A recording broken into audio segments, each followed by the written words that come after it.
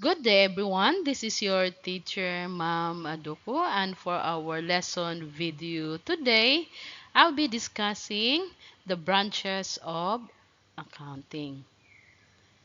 As we all know, accounting is divided into several branches to better serve the needs of different users with varying information needs.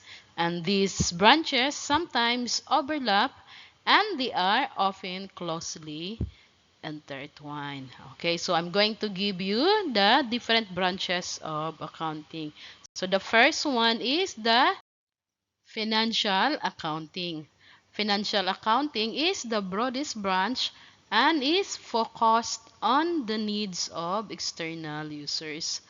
Financial accounting is primarily concerned with the recognition, measurement, and communication of economic activities. And this information is communicated in a complete set of financial statements like the statement of financial positions, the statement of comprehensive income, the statement of owner's equity, and the cash flow statements. It is assumed under this branch that the users have one common information need. Financial accounting conforms with accounting standards developed by standard setting bodies like the GAAP and the EICPA. Financial accounting is primarily concerned with the processing historical data. Although financial accounting generally meets the needs of external users, the internal users also of accounting informations can use this information for their decision making needs.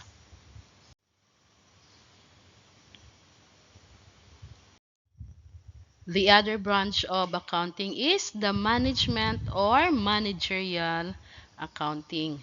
Management or managerial accounting emphasizes the preparation and analysis of accounting information within the organization.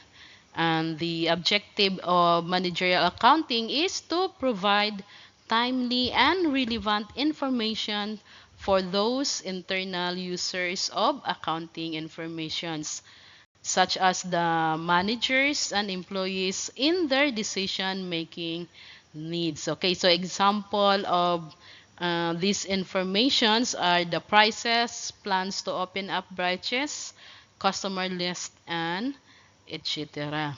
Managerial accounting involves financial analysis, budgeting and forecasting, cost analysis, evaluation of business decisions, and similar ideas. So remember this, students, in financial accounting, the users of these informations are the external users, while in the management or managerial accounting, the users of these accounting informations, are the internal users. So that's how you distinguish between the two branches of accounting.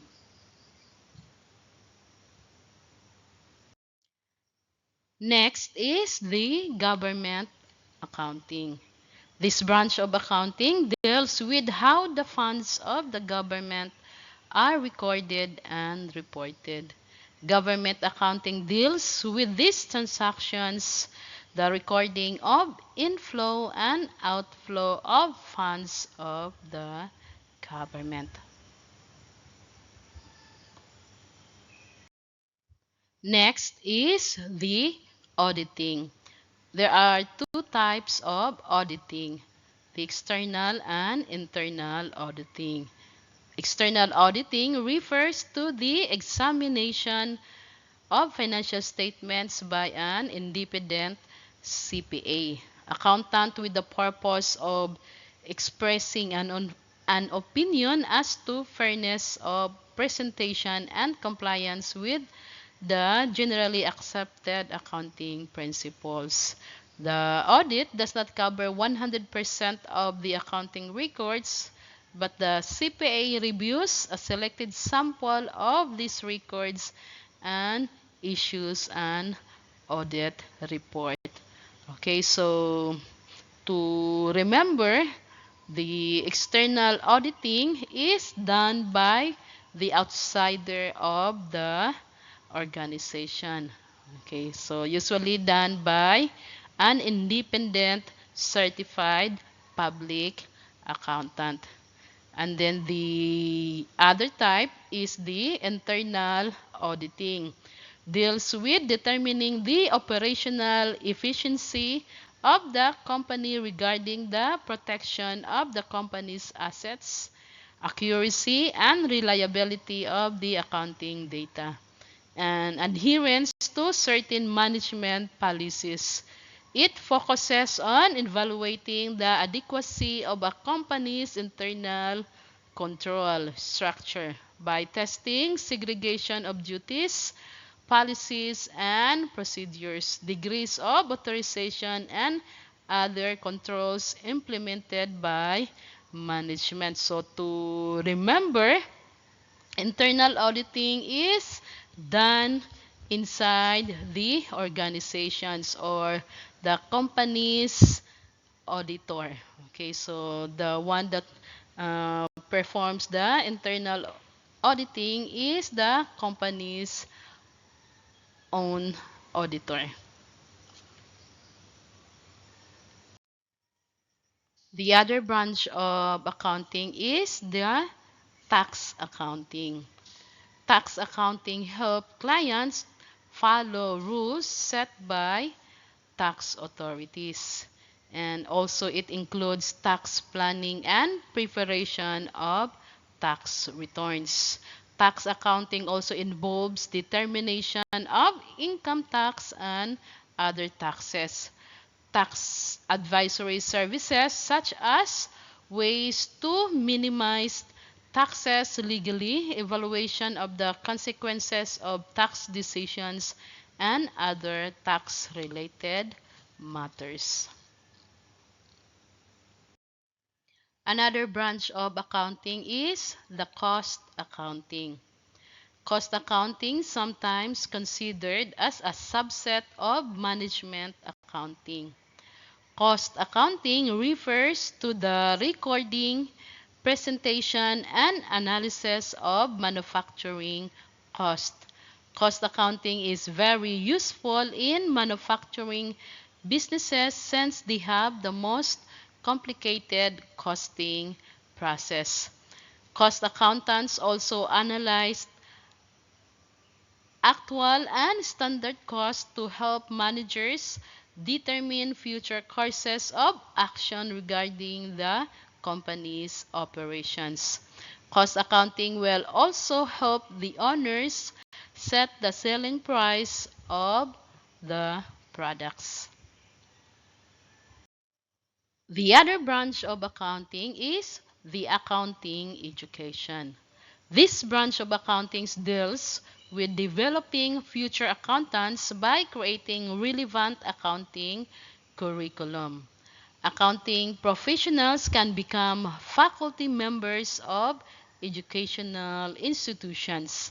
Accounting educators contribute to the development of the profession through their effective teaching, publications of their research, and influencing students to pursue careers in accounting.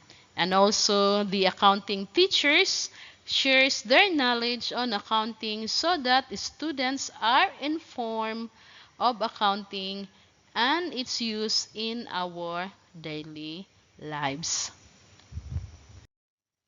The last branch of accounting is the accounting research. Accounting research focuses on the search for new knowledge, on the effects of economic events, on the process of summarizing, analyzing, verifying, and reporting standardized financial information. The subject matter of accounting research may include information systems, auditing and assurance, corporate governance, financial, managerial, and tax. The accounting research helps standard-setting bodies around the world to develop new standards that will address recent issues or trends in global business.